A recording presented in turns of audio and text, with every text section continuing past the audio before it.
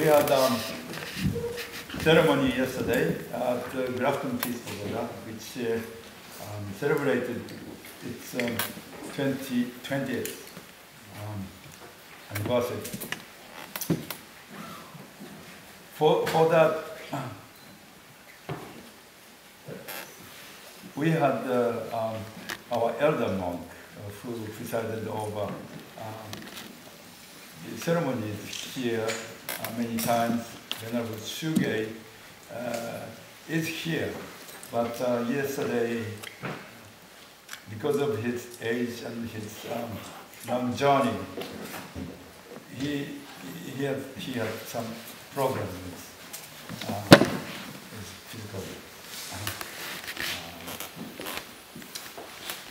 condition, so he had to stay in the hospital. And I had to deliver his message yesterday, and he was supposed to be here today, but unfortunately he's still in bed. So pray for him.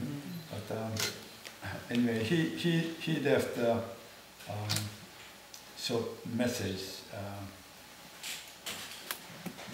for this ceremony, or the very basic message of this practice.